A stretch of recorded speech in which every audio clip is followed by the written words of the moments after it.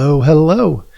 Welcome to Healthy Perspectives, a podcast that takes on current, cultural, and social issues through a clinical lens.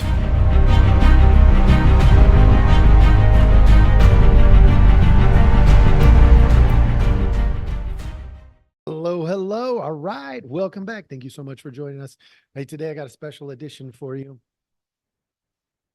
Biden wins. Biden wins. Biden wins. Trump loses. Why do I say that? It's because I'm so political here at Healthy Perspectives, where I take a look at the clinical topics through cultural lenses. No, look, at the end of the day, I say Biden wins. And I truly mean that. And I'll explain why, but only after I give you the tip of the day. Clarity is very helpful with decision making. Being able to see clearly is very helpful in decision making. You may be wondering now why I say Biden won. When he glitched so many times as his brain was rebooting because it got lost. How did he win in that circumstance? Well, as a clinician, I'll tell you exactly how he won.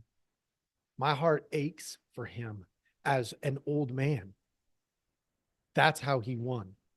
It doesn't mean I'm not talking about my vote, folks. Not a political podcast. My heart aches for him as a human being, not because he's a good man or an evil man or anything like that. It just aches for him because that reboot every minute or two was so palpable and noticeable. And he won because he's going to get to retire. He gets to retire in January. Everybody sees it, I believe. I know there are the always Bideners out there in the world. It was hard to watch from a human to human aspect. It was a hard thing to watch. And this decline that he is experiencing, folks, is normal. Developmentally, it's normal. He is experiencing what you and I work for, which is old age. He's experiencing it. It's not bad. It's reality. The only way to avoid this kind of ending is to die before your time, folks. That's the only way to avoid this type of ending. And yes, some people it hits when they're in their 70s, some people in their 80s, some people in their 90s, some people live into their hundreds before this starts to really hit. I hope you're one of the lucky ones, but at the end of the day, folks, this is coming. It's coming for almost all of us. As he leaves the office, I do have some cultural concerns. All right. So I'm going to take a look at some things and I'm just bringing these things to the forefront. He won because he's going to be able to retire.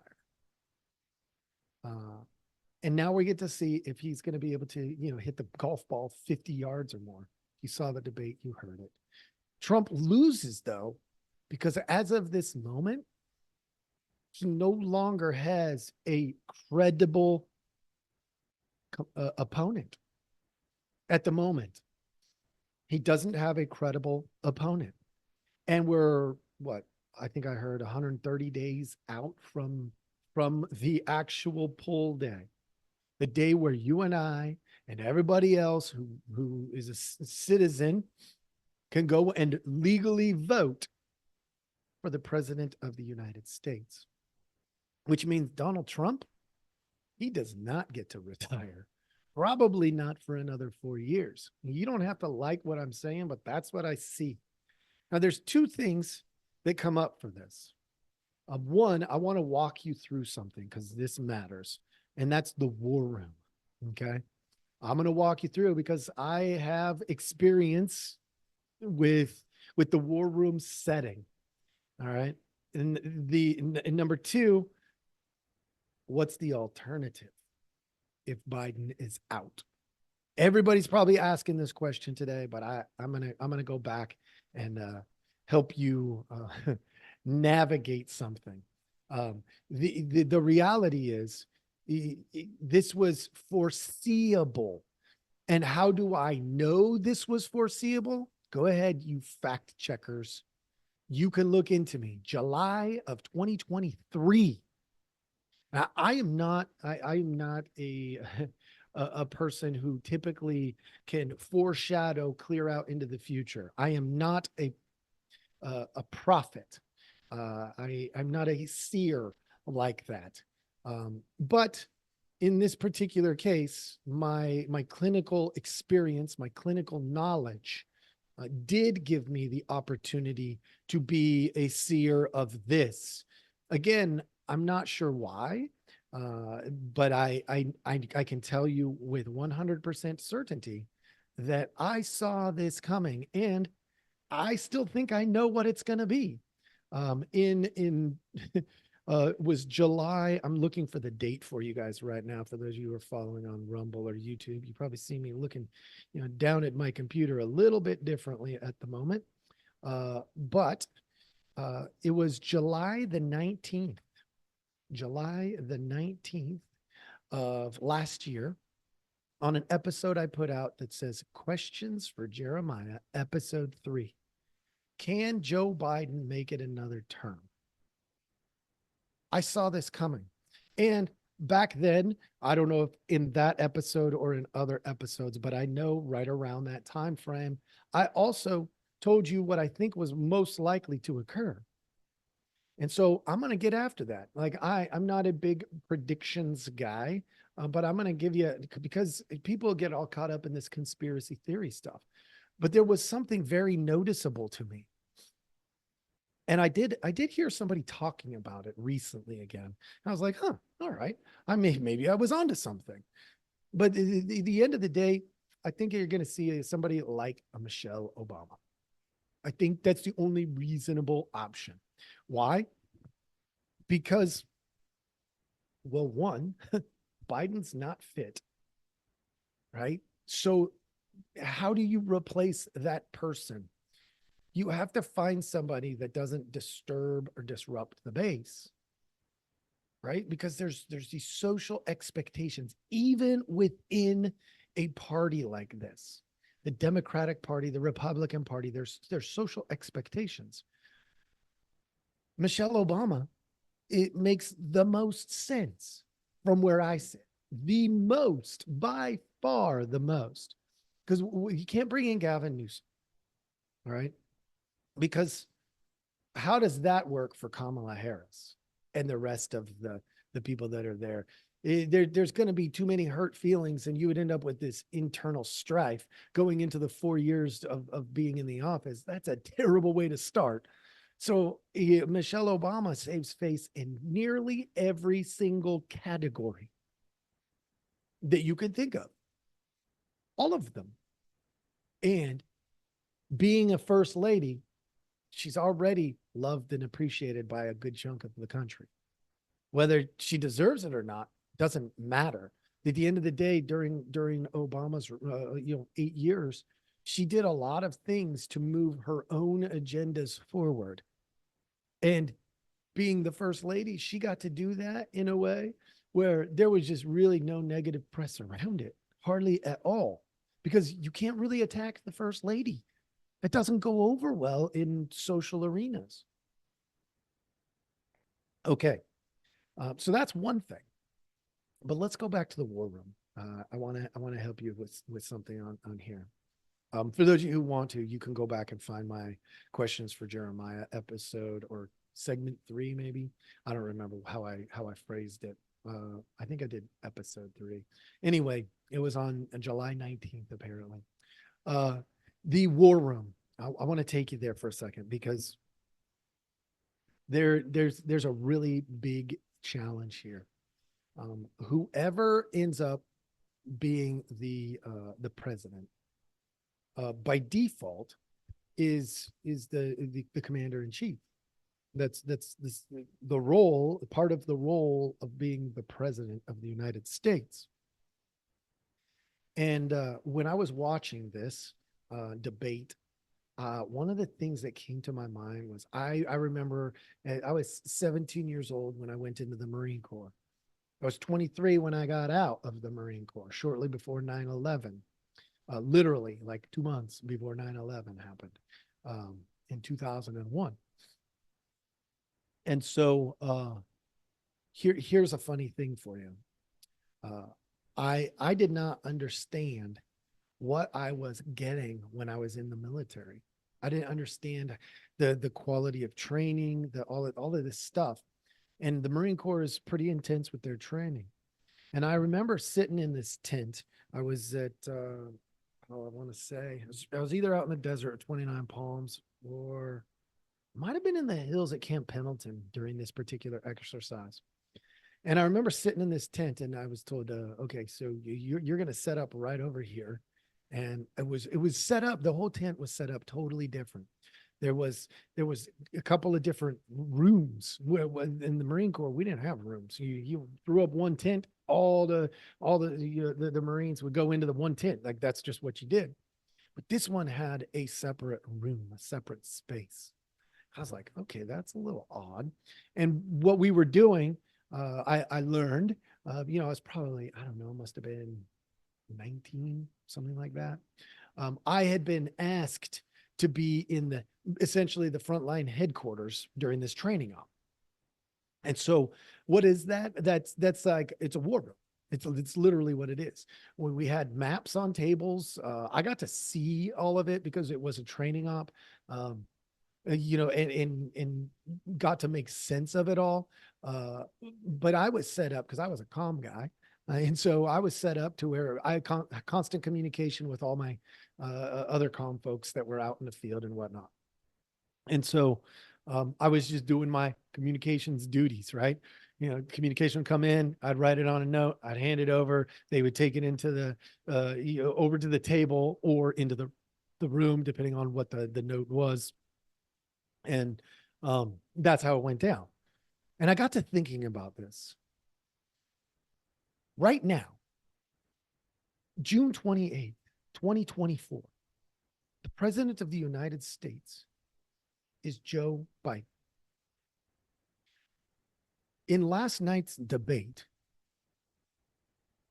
where he had one opposition in the room, that's it, one opposing viewpoint in the room.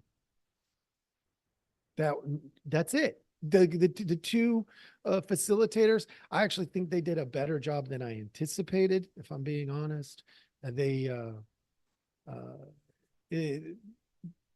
We'll see how all plays out after the fact. I'm sure CNN is twisting and doing stuff, but they're probably doing it after the fact, because if you watch the entire debate from beginning to end, which I did, then they did all right. Anything can be twisted, so you watch the propaganda.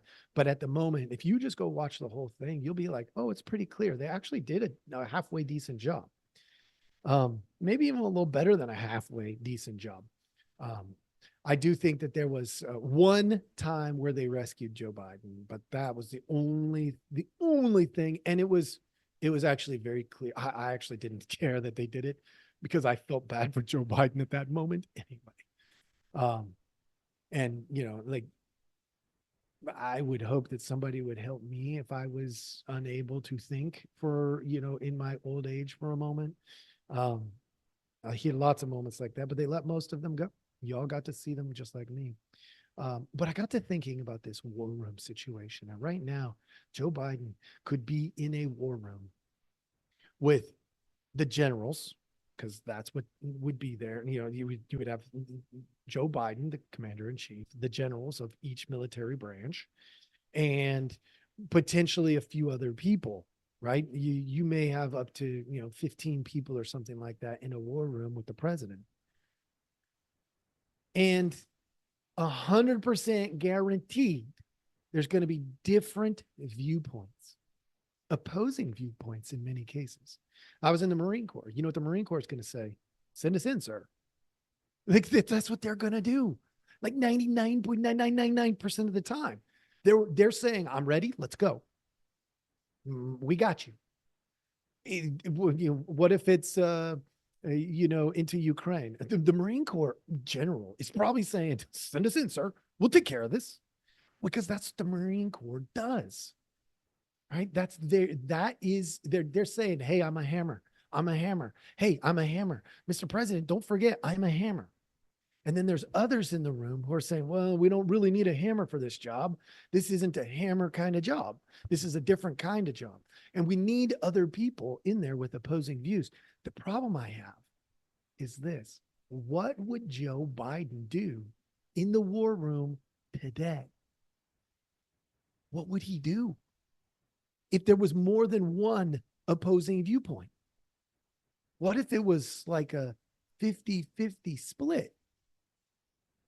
Where's his decision-making going to be? How is he going to make that decision?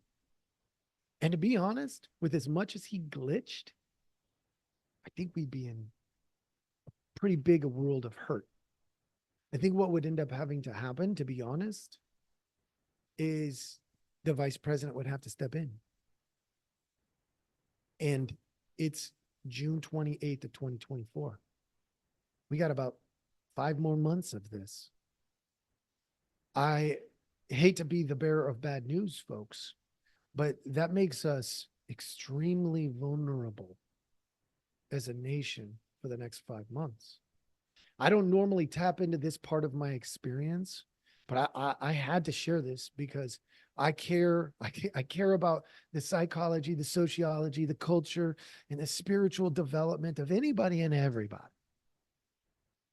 And right now, this is a real concern.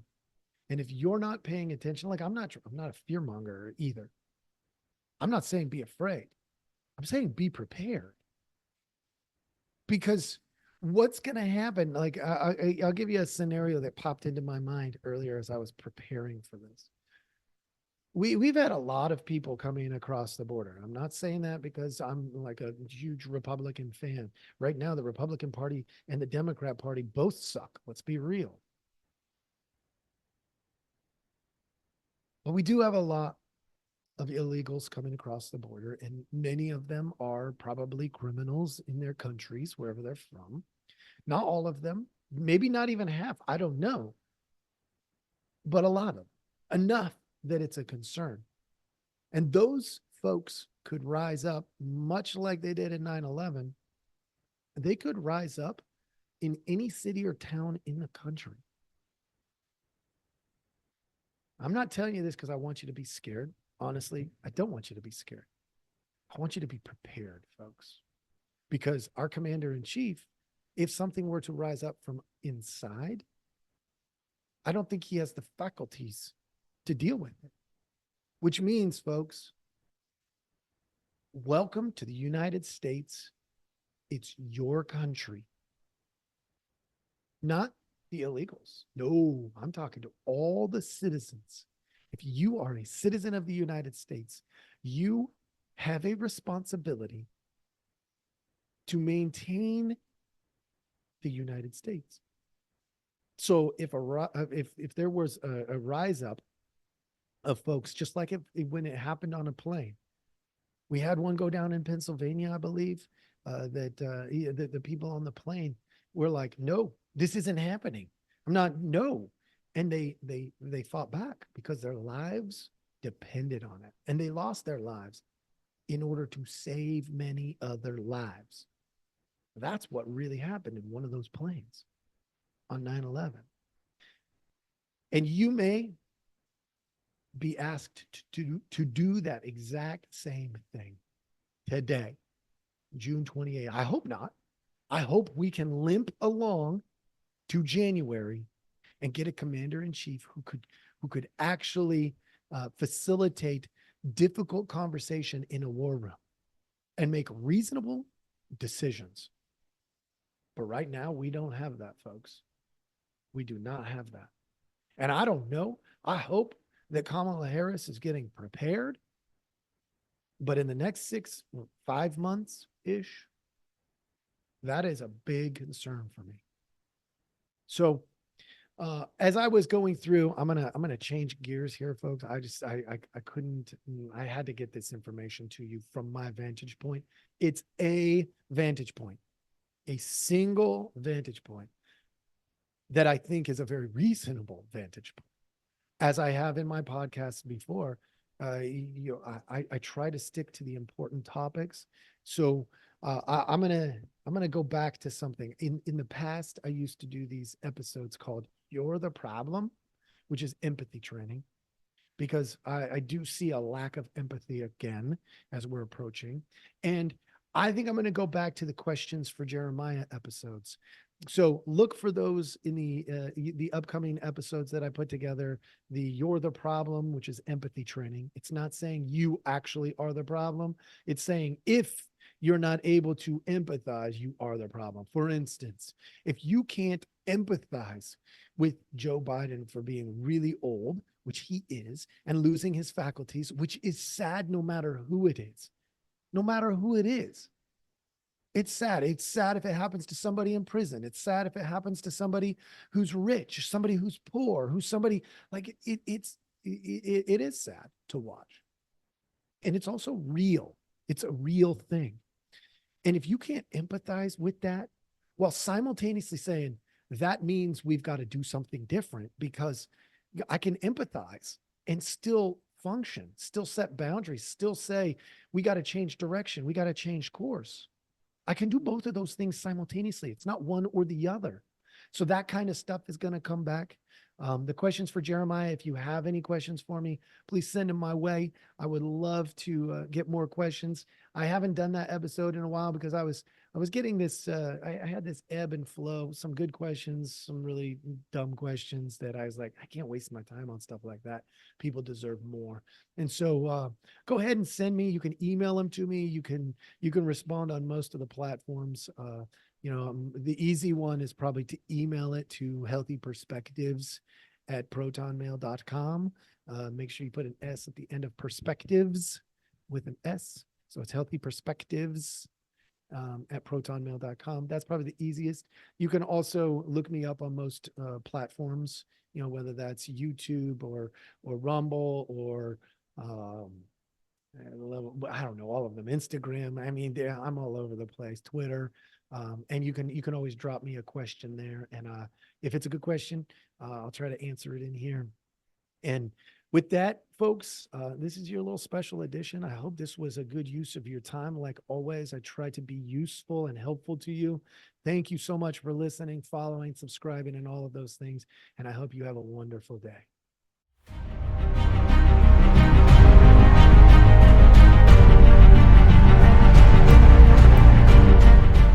Hey, everybody. Thanks for listening. We appreciate our audience a lot, so we give you some simple ways to track us down.